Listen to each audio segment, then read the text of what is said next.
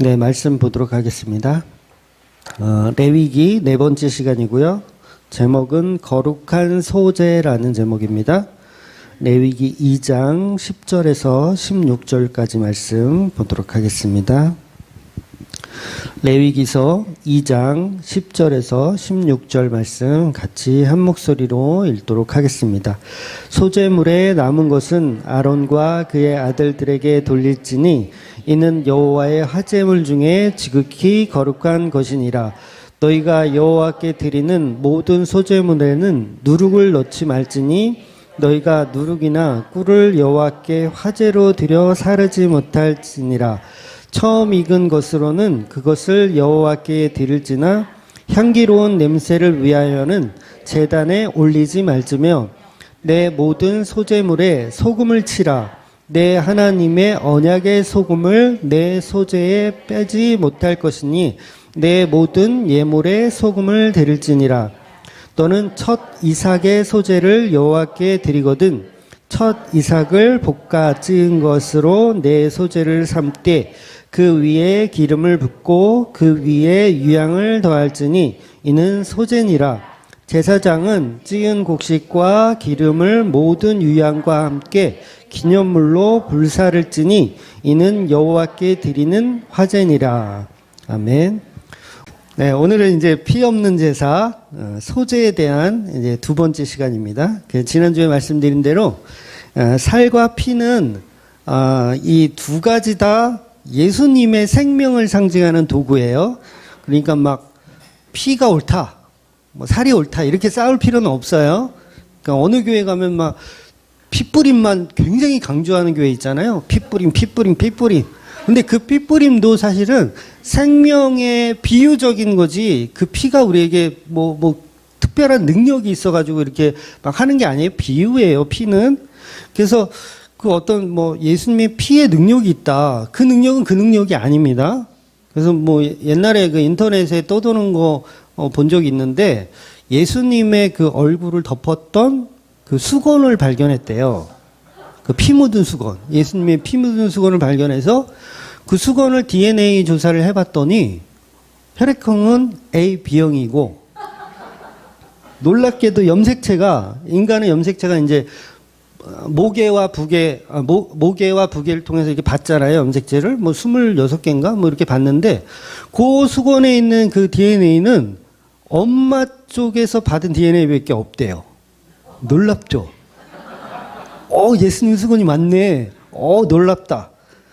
막 그러면서 마치 그 수건에 엄청난 신비한 힘이 있는 것처럼 그 예수님의 그 피에 막 엄청난 힘이 있는 것처럼 이렇게 해놓은 그 기사 아마 지금도 유튜브 찾아보면 있을 거예요. 근데 새빨간 거짓말입니다. 그런 건 절대 속아서는 안 돼요. 예수님은 우리와 똑같은 피예요. 특별한 피가 아니에요. 우리와 똑같은 피를 가지셨고 혈액형도 뭐라 그랬어요? 제가 옛날에 말씀드린 것 같은데 예수님 혈액형 뭐예요? 자기 피하고 똑같다고 생각하면 돼. 예수님 B형이에요. 제가 B형이거든요. 나쁜 남자. 아유, 더러운 피. 죄송해요. B형들에게 죄송합니다. 그러니까 그렇게 생각하셔야지, 막 우리하고 다른 어떤 특별한 피를 가진 존재, 이러면, 이건 안 되는 거예요. 그러니까 그런 유포물들을 어디서 만들까요? 교회들이 그런 걸 만드는 거예요. 교회들이. 뭐 하려고? 전도 한번 해보겠다고. 갸륵하죠? 전도 한번 해보겠다고 막 그런 걸 조작하는 거예요.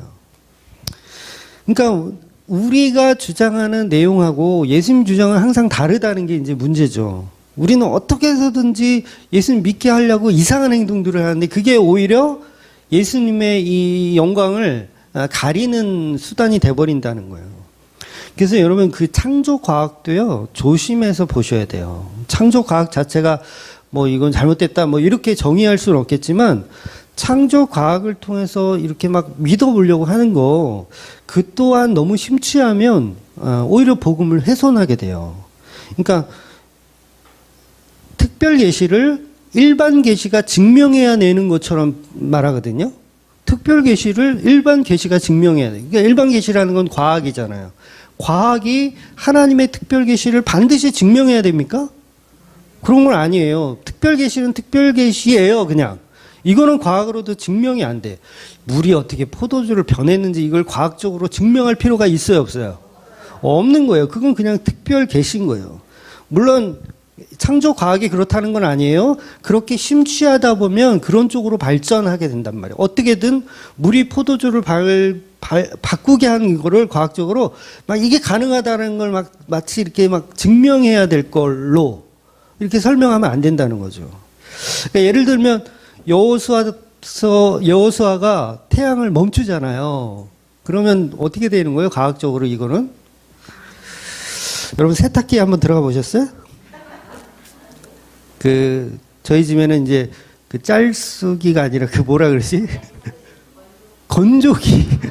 건조기를 새로 샀는데, 새로 산 게 아니라 원래 없었는데, 건조기를 샀어요. 자랑하는 거예요.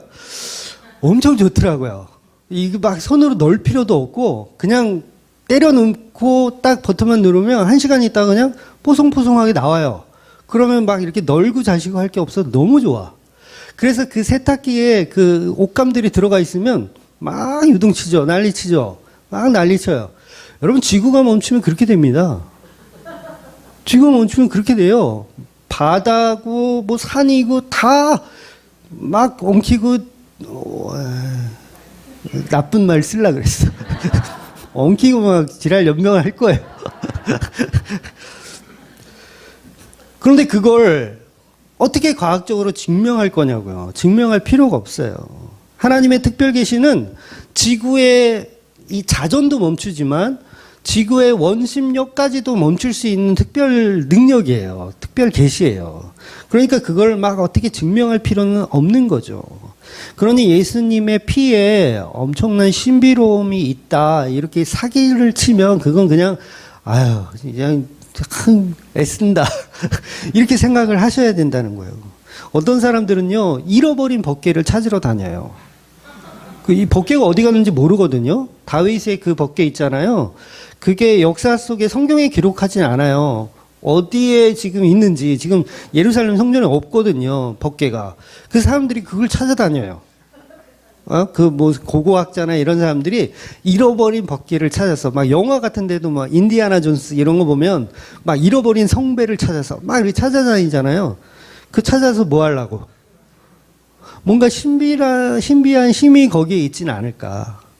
예수님을 덮었던 그 수위에 어떤 신비한 힘이 있지는 않을까. 그러니까 사람들이 그 모세가 들었던 놋뱀 있잖아요. 그것도 가져다가 뭐예요? 마치 여기에 신비한 힘이 있는 거로 착각해서 막 거기에 막 심취하는 거예요. 이런 건 다 이단이에요. 그런 존재가 아니라는 거예요. 그러니 성경 밖에 어떤 일을 뭐 예수님의 피 묻은 수건을 찾았으니까 이게 무슨 성령의 일이다. 막 이렇게 막 홍보하면 이 자체가 성경을 부정하는 행동들이라는 거예요. 성경 66권을 부정하는. 그래서 그거는 복음이 아니니까 그런 복음에 심취할 필요는 없어요. 그러니까 예수님의 피에 특별한 능력이 있는 게 아니라 예수님이 죽으신 그 죽음, 그 생명, 거기에 힘이 있는 거예요. 피나 살에 힘이 있는 게 아니라 예수님이 살 좀 뜯어먹을 거예요. 여러분? 그래서 그런 신비로움 믿는 게 아닙니다. 석가모니가 앉았던 방석. 이거 얼마에 팔릴까요? 이게 있다면? 거기 한번 앉아보려고. 얼마나 기를 쓰겠어요. 앉으면, 뭔가 좀 될 것 같고, 뭔가 병이 날 것 같고. 그런 곳에 이렇게 몰리는 게 사실 군중이에요. 군중들은 그런 데 몰려요. 그러니까 우리 교인들도 그런 데 몰려요. 막 뭐가 있다 그러면 막 영화 한 편을 봤는데 그 영화에서 뭐 예수님 얼굴이 뭐 나타났다 그러면 거기에 또 집중해가지고 막 찾아가고. 그러니까 전도할 때도 세상적인 어떤 조건으로 전도할 필요는 없어요. 그러니까 조건. 우리 교회 오면 돈 줄게. 그러니까 흔히 우리 자식들한테 그러잖아요. 교회에 오면 용돈 줄게. 이런 식으로. 근데 결코 바람직한 방법은 아니에요. 그러니까 우리 교회 오면 너 부자 될 수 있다. 너 문제 해결될 수 있다. 우리 교회 오면 너 건강해지고 너 아이들 복 받고 잘 성장할 수 있다? 물론 복 받는 건 맞죠. 복 받는 건 맞지만 그 복이 아닌 게 이제 문제라는 거죠.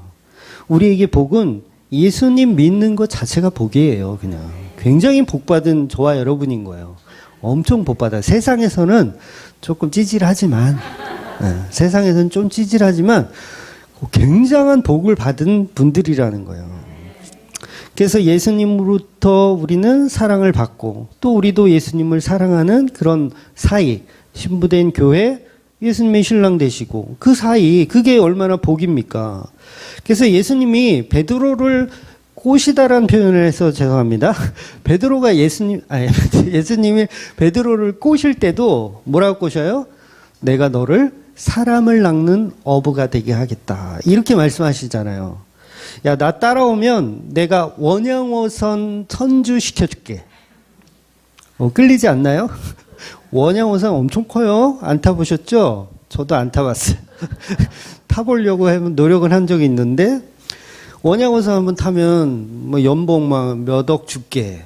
막 이러면서 예수님이 베드로를 꼬신 게 아니라 내가 153마리 하루에 153마리씩 잡게 해줄게. 이런 게 아니라 내가 너에게 그냥 율법적인 힘을 줄게. 힘을 줄게. 무거운 짐짐자들아 다 내게로 오라. 평안 줄게. 이건 세상이 전도하는 방식이 아니에요. 그러니까 성도는 다른 복음적인 자극에 부각되지 않습니다. 다른 자극, 복음이 아닌 다른 자극에 부각되지 않아요.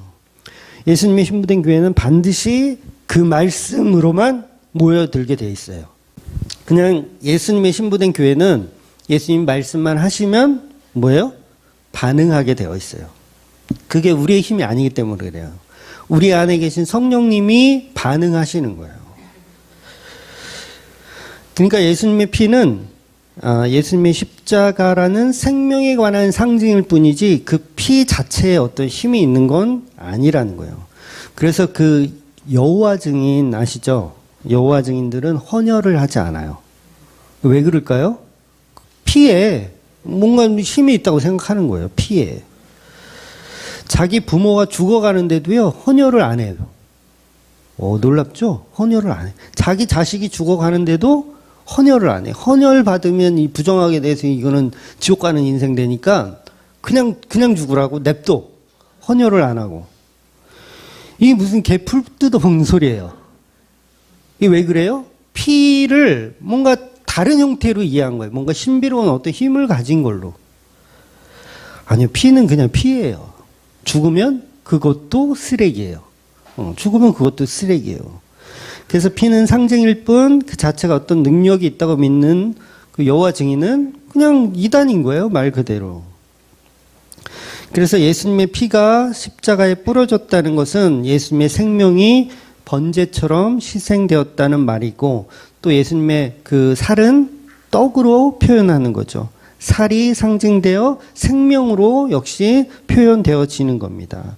그 생명이 저와 여러분의 양식이 되어 주었다. 이게 예수님의 살과 피고 떡과 포도주의 개념인 거예요. 그러니까 맨날 피뿌림 이렇게 주문을 외우는 게 아니에요. 어느 교회는 계속 주문을 외워요. 피뿌림, 예스피. 안 다녀보셨어요? 그런데 예스피 이러면서 피뿌림 계속 주문을 외우는데 그 주문을 외운다고 그게 됩니까? 그 피는 그 피가 아니라는 거예요. 그래서 우리가 예수님의 살과 피는 일용할 양식이라고 우리가 표현하는 거예요. 그래서 오늘 본문에서 거룩하다 말씀하시잖아요. 거룩한 소재. 그러니까 예수님의 살과 피는 거룩한 소재인 거예요. 소재물은 그래서 거룩하다. 그래서 이 거룩한 소재물은 누구만 먹습니까? 본문에서는 제사장만 먹어요. 그리고 제사장과 그의 가족들만 먹는 거예요. 그러니까 일반인은 못 먹어요. 소재물을 일반인은 못 먹어요. 왜? 거룩한 제물이기 때문에. 이 말을 다시 말하면요. 성도만 예수님의 살과 피를 먹는다는 거예요. 제물로 드려진 소제물을 성도, 왕 같은 제사장인 성도들만 먹는 거예요. 세상 사람들은 못 먹어요. 왜? 거룩하기 때문에 못 먹어요. 그래서 저와 여러분요, 예수님의 살과 피인 떡과 포도주를 먹는 사람들이에요. 성도이기 때문에. 십자가에 달리신 예수님의 살과 피를 오늘도 먹는 거예요. 그 생명을 오늘도 먹는 거. 그래서 주기도문에 나오는 그 기도 있잖아요. 오늘날 우리에게 일용할 양식을 주옵시고 하는 그 주옵시고는 생명의 양식을 얘기하는 거예요. 그냥 우리가 먹는 그 음식을 얘기하는 게 아니라 예수님의 살과 피를 얘기하는 거예요. 그래서 진짜 양식은 십자가에 죽은 그 아들 예수의 생명을 먹는 거예요. 그래서 하늘에 계신 우리 아버지여, 이름이 거룩히 여김 받은,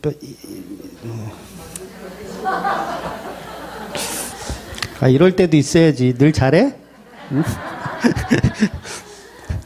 그러니까 우리에게 일용할 양식을 주옵시고 했을 때 그 양식의 주심에 감사는요, 세상 사람들이 할 수 있어요, 없어요? 왜? 그 사람들은 그거 먹을 자격이 없거든요. 그래서 성도만 사실은 주기도문을 할 수 있는 거예요. 그래서 밥 먹을 때 기도하시는 분들 있잖아요. 식사 때마다 기도하시는 분들은 그 기도의 이유가 명확해야 돼요. 그냥 먹을 양식을 위한 기도, 그냥 먹고 배부른 것에 대한 기도는 그건 세상 사람들이 다 하는 거예요. 자격 없는 세상 사람들도 다 하는 기도예요. 그러니까 당연한 거예요. 그게 나쁘다 이런 개념은 아니에요. 나쁘진 않아요. 음식 주심에 감사하는 게 뭐가 나빠요? 그게 나쁜 건 아니지만 그건 복음은 아니다라는 거예요. 세상 사람들도 다 하는 거. 제가 옛날에 절에 다녔다고 했었잖아요. 절에 다닐 때도 보면 공양 전에 항상 감사의 기도를 합니다. 절에서도. 그러니까 공양이라는 건 이제 밥 먹는 걸 얘기하거든요. 절에서. 그러니까 공양 전에 항상 식사 기도라는 걸 해요. 이게 절마다 다르겠지만 제가 다닌 데도 했어요. 항상 밥 먹기 전에 스님이 목탁 이렇게 치시면서 이렇게 뭐에 감사하는지 아세요? 농부에게 감사하고 나라에 감사하고 부모님께 감사하고 스승에게 감사하고 시주하신 분에게 감사하고 그리고 먹어요. 그게 다 감사하고 먹어요. 근데 오늘날의 기독교도 어때요? 밥 먹을 때 보면 딱 그거 똑같이 그렇게 해요. 농부에게 감사하고 부모님께 감사하고 식당 주인께 감사하고 이 음식을 대접하신 그분께 100배의 축복을 주실지어다. 그리고 감사히 먹는 거죠. 요게 뭐라고요? 요게 거룩한 소재가 아닌 음식을 먹는 거예요. 그러니까 세상 사람들도 먹는 음식. 그러니까 오늘날의 기독교는 절밥 먹듯이 기도하는 게 아니라는 거죠. 그러니까 오죽하면 제가 그냥 처먹어라. 오죽하면 제가 그냥 먹어라. 라고 얘기하겠어요. 성도가 먹는 양식은 그 양식이 아니라 예수님의 살과 피를 먹는 양식. 그래서 성도는 태어나서부터 평생을 먹잖아요, 음식을. 하루에 2끼라도 드시죠? 다이어트 때문에 이렇게 한 끼도 드시긴 하시지만, 먹을 때마다 마실 때마다 사실은 우리가 기억해야 할 것은 예수님의 생명입니다. 예수님의 생명. 그래서 식사 기도를 하시는 분들은 그 방향성을 바꾸셔야 돼요. 절밥 먹듯이 그렇게 기도하시려면 아예 그냥 하지를 마시고 예수님의 살과 피에 대한 기도를 하려면 그 방향성을 정확히 갖고 식사 기도를 해야 돼요. 그러니까 이 음식이 나를 위해 찢기는 것처럼 이 음식이 나를 위해 찢기잖아요. 이것처럼 예수님의 살과 피의 희생으로 내가 이걸 먹고 살아나고 있습니다. 라는 기도를 하면서 드셔야 된다는 거예요. 물론 이 또한 너무 가식적이고 너무 대중식당 가서 막 이렇게 막 하면 너무 율법적이라고 생각이 되시면 그냥 안 하고 드셔도 상관없다. 내가 말씀드린 게 개인적인 거예요. 괜히 회사 다니면서 고민하잖아요. 나 크리스찬인데 밥 먹을 때 기도하면 얘네들이 나 크리스찬인 거 다 알 텐데 이걸 기도를 하고 먹어야 돼 말아야 돼. 그런 고민 안 해보셨어요? 다들 안 해봤다는 표정으로 그래 나는 바리새인인데 아무 때나 다 하지 이러셨나요? 어차피 윤리적으로 도덕적으로 문제가 많은 인간이니까 대중 앞에서는 꼭 그렇게 티를 낼 필요는 없어요. 왜냐하면 그 본질을 아는 성도들은 굳이 그렇게 티를 낼 필요는 없다는 거예요. 그래서 예수님께서 우리의 영원한 양식인 소재이심을 아는 게 중요한 거예요. 그러니까 식사 기도를 못 하시는 분들은 뭐 하셔도 돼요. 하지 말라는 얘기 아닙니다. 또 피드백이 그렇게 와. 주말교회 목사는 밥 먹을 때 기도하지 말라 그랬다고 무조건 안 하는 게 옳은 거라고 생각해. 아니요. 하셔도 무방해요. 그러나 그 본질을 명확하게 알고 예수님의 보혈의 은혜라는 것을 명확히 알고 식사 기도를 하시고 또 가급적이면 사람들 많은 데서 그렇게 할 필요는 없다라고 말씀드리는 거예요.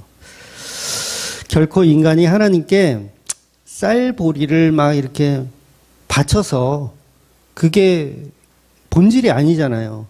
그 바쳐지는 제물이 예수 그리스도임을 배우는 게 성경의 말씀들이라는 거예요. 근데 그런 걸 안 배우고 그냥 먹고 마시기에 그냥 급급해서, 예. 어느 식당 가서 옆에서, 모르는 김치싸 소주 한 잔 먹고 있는데 옆에서 막 대표 기도 막 해버리면, 이게 서로 민망하잖아. 예? 그러니까 생명의 제물 되심, 생명이 제물 되심. 이 음식이 나를 위해 희생하는 것처럼 예수님의 살과 피가 찢겨지는구나. 이 마음을 보셔야 된다는 거예요. 그래서 지난주에 제가 그런 말씀 드렸잖아요. 예배 중에 졸리면 그냥 주무시라고. 예배 중에 졸리면 그냥 주무시라고. 이게 잘한 말이 아니잖아요. 아, 진짜 잘한 말로 들으셨어요? 제가 주무시라고 했던 말은 제사나 또는 예배는 우리 인간의 의지와는 상관없이 이루어지고 있다는 얘기를 하는 거예요. 그러니까 내가 자도 내가 졸아도 예배는 드려지고 있다. 그 얘기 하는 거예요. 그러니까 내가 안 믿어도 십자가는 어때요? 서 있다. 그 얘기를 드린 거예요. 왜냐하면 인간이 주인공이 자꾸 되거든요. 내가 안 졸고 내가 열심히 들어야 예배가 되어진 걸로 생각해. 그게 아니에요. 십자가는 이미 서 있고 예수님의 살과 피는 이미 찢겨진 거예요. 예배는 이미 드려진 거예요. 그러니까 졸리면 주무세요. 예배는 이미 드려지고 있으니까.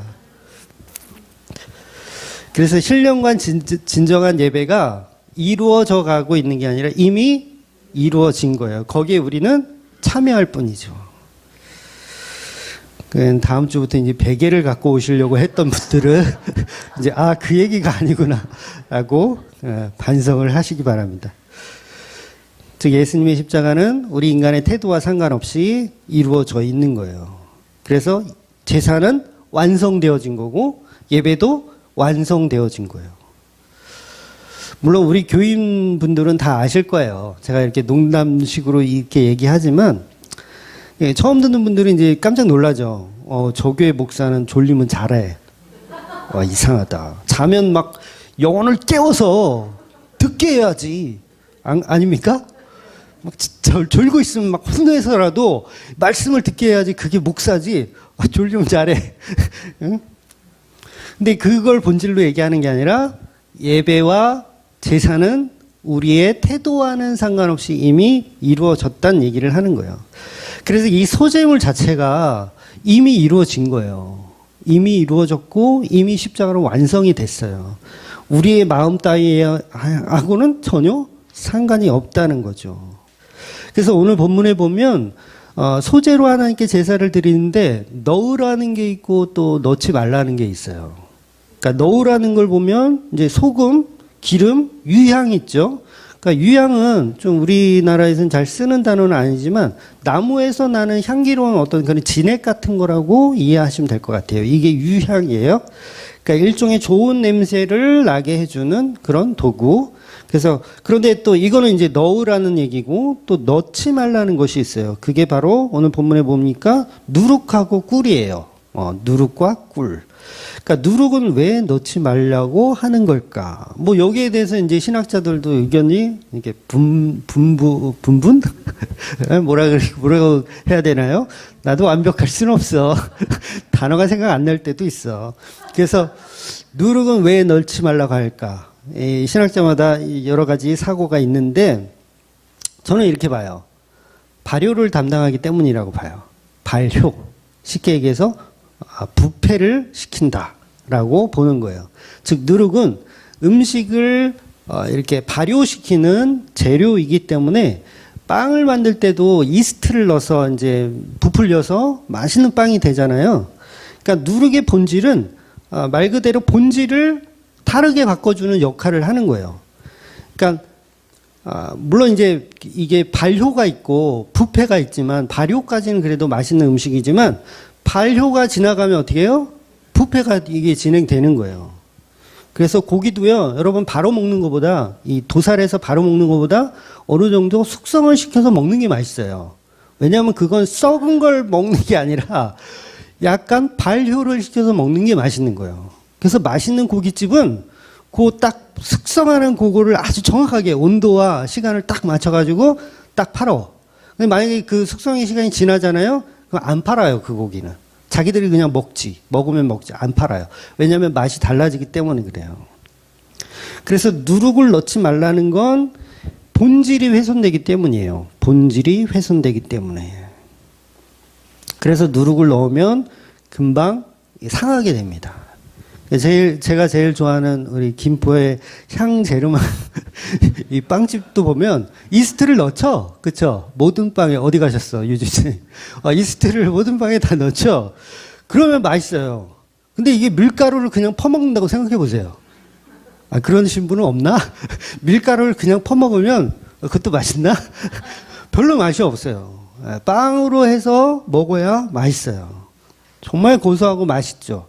그런데 그것도 이스트를 넣은 거는 기간 안에 먹어야지 기간이 지나버리면 어떻게 해요? 곰팡이가 생기고 부패가 진행되게 되어 있는 거예요. 그래서 빨리 먹어야 됩니다. 방부제가 없는 빵일수록 빨리 먹어야 맛있어요. 제가 한 말이 다 맞나요? 지사님? 전문가가 아니라서. 그래서 오늘 본문은 이 맛있는 누룩을 왜 넣지 말라고 할까? 이것은 이 소재가 언약이기 때문에 그래요. 소재가 언약. 언약은 뭐예요? 변질되면 안 되거든요. 언약이기 때문에 넣지 말라고 하는 거예요. 그래서 오늘 본문을 그렇게 해석하다 보면 또 문제가 되는 게 뭐냐면 이게 꿀이에요, 꿀. 그래서 꿀의 의미는 꿀을 여러분 부패해요, 안 해요? 꿀은 부패를 안 해요. 그러면 이게 또 혼돈이 되잖아요. 그럼 누룩은 부패하는 거니까 넣지 말라는 거면, 그럼 꿀은 왜 넣지 말라고 하는 걸까? 막 이렇게 고민되잖아요. 근데 이게 해석의 문제가 있어요. 그러니까 이스라엘 그 히브리어는요, 단어들이 상당히 많아요. 그러니까 꿀에도 여러 가지 종류가 있는데, 우리나라 번역 성경은 그냥 전부 다 꿀로 해놨어. 전부 다 꿀. 그러니까 이게 해석이 어려운 거예요. 그러니까 성경에도 보면, 송이꿀이라는 표현이 있거든요. 송이꿀이라는 표현이 있어요. 그거는 진짜 벌꿀을 얘기하는 거예요. 번역상에 보면. 그리고 그 왜 사무엘상인가 보면 요나단이 꿀을 먹는 장면이 있어요. 아버지가 음식을 못 먹게 했는데 요나단이 모르고 실수로 이제 그 꿀을 먹고 이제 건강을 회복하는 장면이 나오거든요. 그때 먹었던 게 진짜 꿀이에요. 그 벌꿀이에요. 진짜 벌꿀. 그런데 오늘 본문에 나오는 그 꿀은 그런 우리가 알고 있는 그 벌꿀을 얘기하는 게 아니고요. 과일로 만든 즙을 얘기하는 거예요. 과일로 만든 모든 즙을 그냥 꿀이라고 표현하는 거예요. 그래서 왜 젖과 꿀이 흐르는 가나안 땅 그러면 우리는 생각에는 이 꿀 때문에 거기는 저기 목축업을 해야 되고 그다음에 양봉을 해야 되는 대로 이렇게 의미하는데 양봉이라는 의미가 아니고요. 거기서 말하는 꿀은 과일이 그만큼 풍성하게 자라는 곳이란 뜻이에요. 그래서 거기에 꿀이라는 단어가 들어가는 건데 이 꿀은 벌꿀을 얘기하는 게 아닙니다. 그러니까 이 과일의 즙이 풍성한 지역을 얘기하는 거예요. 그래서 젖과 꿀이 흐른다라고 표현하는 거예요. 그러니까 뭐예요? 과일도 즙으로 내면 상해요, 안 상해요? 상해요. 여러분 포도주 잘못 담그면 식초 되는 거 아세요? 식초 돼요. 그거 못 먹어요. 너무 이 발효가 이상하게 되면 못 먹습니다. 그래서 오늘 본문에 얘기하는 누룩과 이 꿀의 개념, 과일즙은요, 이 소재, 이 음식을 금방 부패하게 하기 때문에 넣지 말라고 하는 거예요. 근데 반대로 뭘 넣어도 된다 그래요? 소금. 소금은 어때요? 부패를 방지하죠. 그래서 언약이 변질되지 말아야 한다라는 걸 표현하는 거예요. 그래서 소금을 집어넣는 거예요. 그래서 6월절 이후에도 광야에서는 누룩이 들어간 유교병이 아닌 누룩이 없는 무교병, 무교병을 먹는 거예요. 그 이유는 변질되지 않은 언약을 붙들고 나아가는 거예요. 그래서 무교병은요, 상하지 않아요. 웬만해서는 안 상한다 그래요. 여러분, 왜 군인들이 건빵을 갖고 다닐까요? 군대 나오신 분. 어디 한번 손 한번 들어봐. 우리 교회 별로 없던데. 건빵을 군인들이 갖고 다니는 이유는 그 건빵은 말 그대로 건빵이라서 상하지가 않아요. 그래서 언제든지 이 전투 중에도 며칠씩 놔둬도 상하지 않으니까 꺼내 먹을 수 있는 거예요. 그러니까 무교병도 잘 상하지 않아요. 이스트가, 그러니까 누룩이 들어가지 않았기 때문에 잘 상하지 않아요. 변질되지 않는 거. 그래서 밥도 하루만 지나면 금방 쉰내가 나고 못 먹잖아요. 근데 누룽지는 며칠이 지나도 먹을 수 있어요. 누룽지는. 그래서 이 누룩이 들어가고 안 들어가고는 변질의 차이가 있다는 거죠. 그래서 13절에 보면 이제 소금은 이제 넣으라 그러죠. 그 반대의 개념인 거예요. 그리고 소금을 뭐라고 표현하냐면 언약이라고 표현해요. 그럼 이게 딱 맞아 떨어지죠. 아, 소금은 언약이구나. 그래서 소금도요, 이게 지금 이 설명하는 게 맛을 목적으로 하는 거라면 소금도 넣어서는 안 되거든요. 왜? 소금도 짠 맛을 내잖아요. 짠 맛을 내. 근데 그 짠맛의 의미가 아니라 부패를 의미하는 거기 때문에 소금을 넣으라고 하는 거예요. 즉, 누룩과 꿀은 그 언약의 부패가 변질이 되니까 넣지 말라는 거고, 소금은 부패를 막으니까 넣으라고 하는 거예요. 기름도 마찬가지죠. 기름도 안 상합니다. 네, 기름도 안 상해요. 기름, 유향, 그건 상하지 않는 거기 때문에 같이 넣어도 상관없다고 얘기하는 거예요. 물론 이게 신약에 보면 예수님이 빛과 소금을 설명하실 때 그런 이야기가 있잖아요. 그 소금을 맛을 내는 도구로 표현하세요. 거기서는 소금이 맛을 잃으면 무엇으로 짜게 하리요. 후에는 쓸데없이 밖에 버려져 사람들에게 밟힐 뿐이라. 요 테마에서는 맛을 얘기한 게 맞아요. 부패를 얘기한 게 아니에요. 그러니까 목사님들이 이걸 거꾸로 막 설명해. 그 테마에서는 막 세상의 부패를 막기 위해서 우리가 소금처럼 이렇게 막 썩은 것을 정화해야 됩니다. 이렇게 거꾸로 이야기를 하고 또 그 약에서는 또 반대로 얘기하는데 이게 바뀐 거예요. 예수님은 그때는 맛에 대한 이야기를 하는 거고 오늘 본문은 맛이 아니라 부패에 관한 이야기를 하는 거예요. 언약의 훼손, 언약의 변질에 대해서 이야기하는 거예요. 그래서 만약 이 맛에 관한 이야기라면 소금도 당연히 넣지 말라고 해야 되는데 소금을 넣어도 된다는 얘기는 그 당시에는 다 알고 있었어요. 소금이 부패를 방지한다는 걸 다 알고 있어요. 그래서 배추에 소금을 절이는 이유도 맛있으라고 넣는 것도 있지만요. 이게 겨울 내에 어떻게 해요? 상할 수도 있으니까 소금에 절이는 거예요. 그래서 소금은 부패를 방지하죠. 그래서 뭐 젓갈 같은 거 담글 때도 소금 많이 넣잖아요. 젓갈 담그시죠? 사 드시나?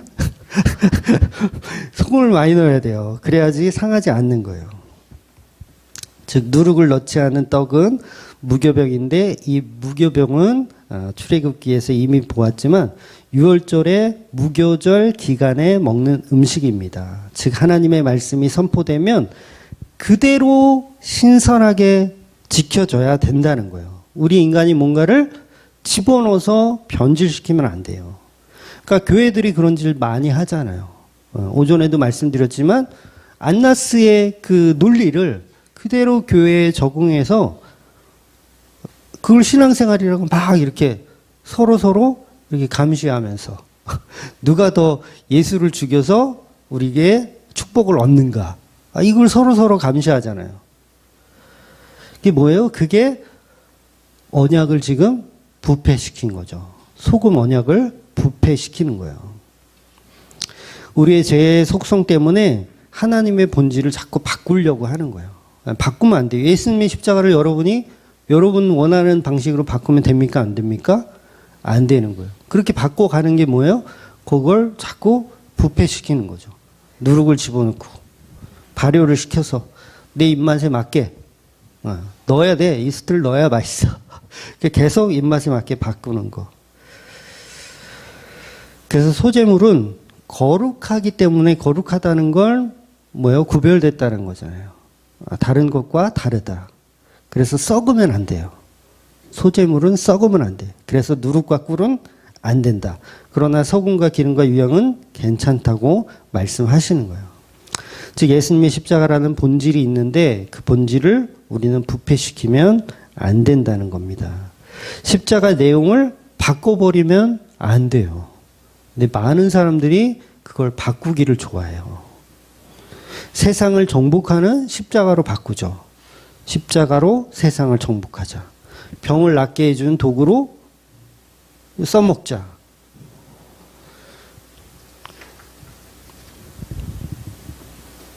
그래서 예수님도 바리새인들의 누룩을 조심하라. 헤롯의 누룩을 조심하라. 말씀하신 거예요. 그 누룩이 뭐예요? 본질이 훼손되는 것들이에요. 바리새인들이 예수님이라는 복음의 본질을 막 훼손시키죠. 그걸 누룩이라고 말씀하신 거예요. 그 누룩이 들어오면 어떻게 돼요? 우리가 썩는 거예요.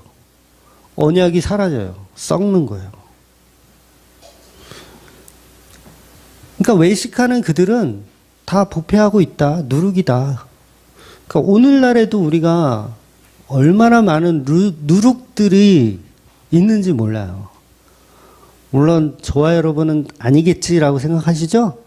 근데 우리 안에도 있어요.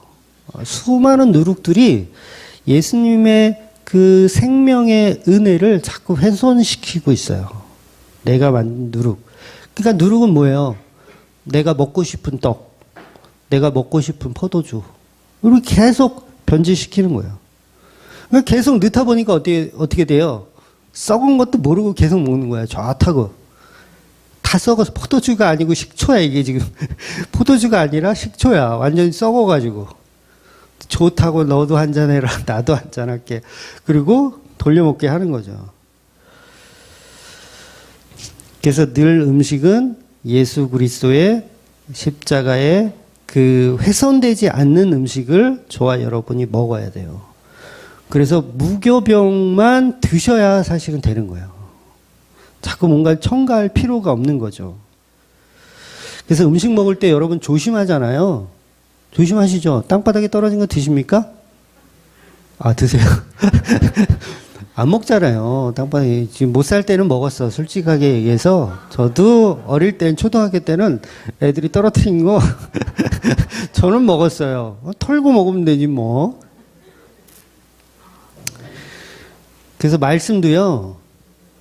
막 인터넷에 떠드는 거 그거 아무거나 그 주워 먹었다가 아무거나 막 주워 먹었다가 병 걸려요. 병 걸려.